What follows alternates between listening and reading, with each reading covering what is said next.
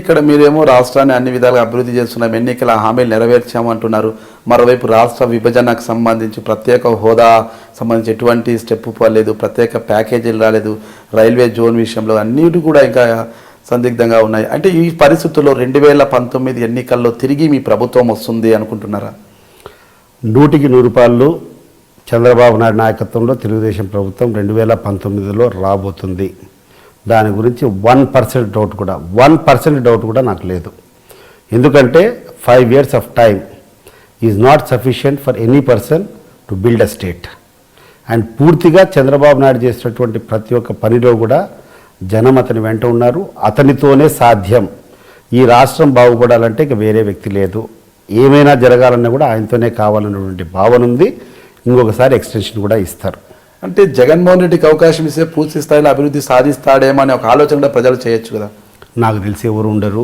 ఏమాత్రం జగన్మోహన్ రెడ్డిని సొంతంగా చూసుకొని ఒక పాజిటివ్గా ఆయనకు ఓటేయాలనేటువంటి ఫీలింగ్ ఏమీ ఉండదు. ఆయనకు అంతో ఇంతో జగన్మోహన్ రెడ్డి కలిసి వచ్చే అంశం ఏంటంటే రాజశేఖర్ రెడ్డి చేసేటువంటి వెల్ఫేర్ స్కీమ్ మీద ఉన్నటువంటి కొంచెం అడ్వాంటేజు, ఆయన చనిపోయినప్పుడు ఆయన కుటుంబం మీద ఉన్నటువంటి సానుభూతి రెండవది, మూడవది క్యాస్ట్ వైజ్ ఈక్వేషన్ వచ్చినప్పుడు ఈ క్యాస్ట్ వైజ్ పోలరైజేషన్లో కొన్ని కులాల అతనితో కలిసిపోతే వచ్చే అడ్వాంటేజ్ తప్పితే ఒక పరిపాలనాధ్యక్షుడిగా జగన్మోహన్ రెడ్డిని చూసి ఓటేసేదానికి ఎటువంటి అవకాశం లేదు. అంటే ఇక్కడ మీరు మండలి డిప్యూటీ చైర్మన్గా ఉన్నారంటే జగన్మోహన్ రెడ్డికి ఇంటా బయట కూడా అవమానాలు జరుగుతున్నాయి అనేది చెప్తుంటారు. ఇటీవల కల్లా కృష్ణా పుష్కరాలకి ప్రపంచ దేశాలన్నీ తిరిగి మొత్తం ఢిల్లీకి వెళ్ళి అన్ని చోట్లకి వెళ్ళి చంద్రబాబు నాయుడు ఇన్వైట్ చేశారు. కానీ చివరి నిమిషంలో అంటే పుష్కరాలు ప్రారంభమైన చివరి నిమిషంలో ఒక ప్రతిపక్ష నాయకునిగా ఉన్న జగన్మోహన్ రెడ్డికి చివరి నిమిషంలో వెళ్ళి ఆహ్వానం పలికారు. తనని అవమానపరిచారని జగన్మోహన్ రెడ్డి ఆవేదన వ్యక్తం చేశారు. ప్రతి ఒక్క దాంట్లో ఏదో ఒక నెగిటివ్గా ప్రచారం చేయడం వాళ్ళకి అలవాటైపోయింది. నీకు ఆహ్వానం వచ్చిందా లేదా? నీకు ఒక క్యాబినెట్ స్టేటస్ ఉన్నటువంటి ఒక మంత్రి పోయి నీ ఇంటికి పోయి నిన్ను ఇన్వైట్ చేస్తే అంతకంటే ఏం కావాలా? ప్రతి ఒక్క దాంట్లో ఏదో ఒక నెగిటివ్ చేయడం, ప్రతి ఒక్క దాంట్లో ఏదో ఒక నెగిటివ్ కారణం చూపించడం, ఇది వాళ్ళకి ఆనవాయితీ అయిపోయింది.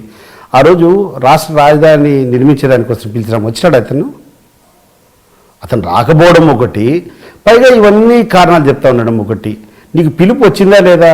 రైట్ బిఫోర్ ది పుష్కరాల మొదలయ్యేదాని ముందే వచ్చిందా లేదా? ఒక క్యాబినెట్ మంత్రిపై చెప్పినాడా లేదా? అందరినీ పిలిచిన తర్వాత లాస్ట్లో ప్రతిపక్ష నాయకుడు గుర్తుకు వచ్చాడా అన్నది జగన్మోహన్ రెడ్డి వాదన. మీరు చెప్పండి, మీ ఇంట్లో ఒక పెళ్లి జరుగుతుంది, మీరు ఎట్ట పిలుస్తారు? అవకాశం ఉన్న వాళ్ళని ముందు పిలుచుకుంటూ వస్తాం అంతే. దాంట్లో ఏముంది పెద్ద తప్పు? ఇప్పుడు దగ్గర అందుబాటులో ఉండేవాళ్ళు ఎవరు, ఒక లిస్టు రాసుకుంటాం, పక్కన ఇంట్లో ఎవరు లేకుంటే ఒక రూట్లో పోతాం, ఒక పక్కన ఒక తమ్ముడిని పంచమని చెప్తాం కార్డ్స్, ఇంకో పక్కన ఇంకొక చెల్లెల్ని పంచమని చెప్తాం. నేను కొన్ని ఏరియాస్ డివైడ్ చేసుకుంటా, ఒకటి ఇంట్లో ఉంటాడు, ఒకటి ఇంట్లో ఉండడు, ఒక రూట్ ఫిక్స్ చేసుకుంటా పోతూ ఉంటాం. ఏదో ఒక సందర్భంలో అందరినీ కవర్ చేయాలని చూస్తాం. కానీ ఎవరి మొదటి పెంచాలా ఎవరి సెకండ్ పెంచాలా అనేది ఏమైనా ఉంటుందా? మీ ఇంట్లో కూడా మీరు పెళ్ళిళ్ళు చేసింటారు, ఎట్లా పంచుతారు పత్రికలు?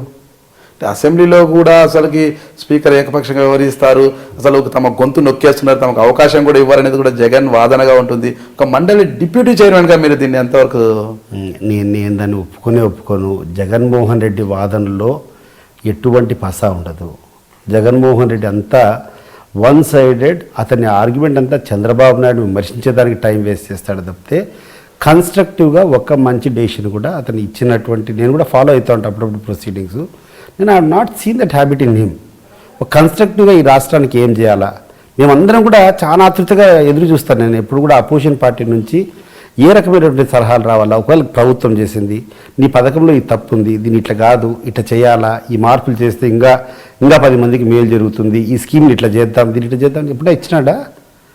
మైక్ తీసుకునేప్పటి నుంచి రాజశేఖర రెడ్డిని పొగడ్డము, చంద్రబాబు నాయుడిని విమర్శించడం, అంత తప్ప ఏమైనా ఉందా దాంట్లో? నువ్వు కూర్చున్నావు ఆ రోజు, మొట్టమొదటి రోజు నేను కూడా చూసిన పట్టిసీమ కడతా అంటే పట్టిసీమకు నేను వ్యతిరేకం అన్నా. ఈస్ట్ గోదావరి వెస్ట్ గోదావరి జిల్లాలకు పోయినా పట్టిసీమ ప్రాజెక్ట్ కడితే మీకు పుట్టుగతలు ఉండవు, మీకు అన్యాయం అయిపోతారు, మీ నీళ్ళన్నీ కూడా మొత్తం కృష్ణాకు తీసుకెళ్ళిపోతానని ఆడ మాట్లాడినాం. ఇక్కడికి వస్తాడు కడపకు 854 లెవెల్ ఇక్కడ మెయింటైన్ చేయాలా, లేకుండా అంటే మనకు నీళ్ళే లేవు, మనకు చంద్రబాబు నాయుడు నీళ్ళు ఇచ్చే ఆలోచన లేదని ఇక్కడ చెప్తాం. ఎక్కడ ఈరోజైనా ప్రజలు ఎంత అమాయకంగా ఉన్నారా? ఈరోజు ఇప్పుడున్నటువంటి గూగుల్, ఇప్పుడున్నటువంటి ప్రచార సాధనాలు వీటి ముందర నువ్వు ఏం మాట్లాడుతాడో ఏం చేస్తాడో ప్రతి ఒక్కరు కూడా అబ్జర్వ్ చేస్తాండ్రు. మరి నువ్వు ఆ రోజు అసెంబ్లీ సాక్షిగా నువ్వు చేసింది నువ్వు అండేదా పట్టిసీమ వేస్ట్ అని? ఈరోజు జగన్మోహన్ రెడ్డి పోయి పట్టిసీమ వేస్ట్ అని చెప్పి కృష్ణా జిల్లాలో పోయి మాట్లాడగలుగుతాడా? ఈరోజు పట్టిసీమ వల్ల అన్యాయం జరిగిందని ఈస్ట్ వెస్ట్ గోదావరి పోయి వాళ్ళకి పోయి నిరూపించగలుగుతాడా? ఆ రోజు నువ్వు నష్టం జరుగుతుందని చెప్పావు కదా, ఈస్ట్ గోదావరి వెస్ట్ గోదావరికి పట్టిసీమ ప్రాజెక్ట్ కడితే మీ జిల్లాలకు అన్యాయం జరుగుతుందని చెప్పావు కదా. మరి ఈ సంవత్సరం నీళ్లు తీసుకొని వచ్చినాం కదా, దీనివల్ల ఏమైనా ఈస్ట్ గోదావరి వెస్ట్ గోదావరి జిల్లాల్లో ఆ జిల్లా వాసులకు ఏమైనా నష్టం జరిగిందా? చూపిస్తాడా జగన్మోహన్ రెడ్డి? కృష్ణా జిల్లాలో ఈరోజు పోయి గోదావరి జిల్లాలకు వచ్చిన దానివల్ల ఆనందంగా ఉండారో లేకుంటే బాధగా ఉండారో వచ్చి తెలుసుకుంటాడా? లేదు, ఈ సంవత్సరం ఇంకో 2-3 నెలల లోపల రాయలసీమకి అంతా నీళ్ళు వస్తాయి, ఈ ప్రాంతంలో అంతా కూడా రైతుల్లోకి పోయి చూస్తాం, ఆ పట్టిసీమ అక్కడ కట్టడం వల్ల ఆ నీళ్ళని ఇక్కడ డైవర్ట్ చేయడం వల్ల ఈ ప్రాంతంలో సుఖ సంతోషాలు ఉన్నాయో లేదో జగన్మోహన్ రెడ్డి చూస్తాడా? లేదు, అతనికి ఊరికే ఉద్దేశపూర్వకంగా విమర్శించాలా, ఓట్ల కోసం ఏదంటే అది రెచ్చగొట్టాలనేటువంటి ఆలోచన తప్పితే కన్స్ట్రక్టివ్గా నేను ఏమైనా చేయాలా, నా యొక్క మంచి ఇన్పుట్స్ ఇవ్వాలా, గవర్నమెంట్ కరెక్ట్గా నడిపించాలనేటువంటి బాధ్యత లేదు. ఎప్పుడు కూడా చంద్రబాబు నాయుడు నా కుర్చీలోంచి ఎప్పుడు తీసేయాలా, నేను ఆ కుర్చీలో ఎట్లా కూర్చోవాలా, ఈ ఆలోచన తప్పితే ప్రజలకు నేను ఎట్ట మేలు చేయాలనేటువంటి ఆలోచన ఆయనలో ఉందా? నేను గమనించలేదబ్బా. అంటే ఇక్కడ మిమ్మల్ని పూర్తి స్థాయిలో చంద్రబాబు నాయుడు గారు అభిమానిస్తున్నారు, అంటే మీ పని పూర్తి చేయడానికి ప్రయత్నిస్తున్నారని మీరు నమ్ముతున్నారా? 100%. అంటే జగన్మోహన్ రెడ్డి గారి కుటుంబంతో మీకు లోపల సంబంధాలు ఉన్నాయి, దానివల్లే చంద్రబాబు నాయుడు గారు మిమ్మల్ని పూర్తి స్థాయిలో విశ్వసించడం లేదు అన్నది వాస్తవం అంటారా కాదా? రాజకీయాల్లో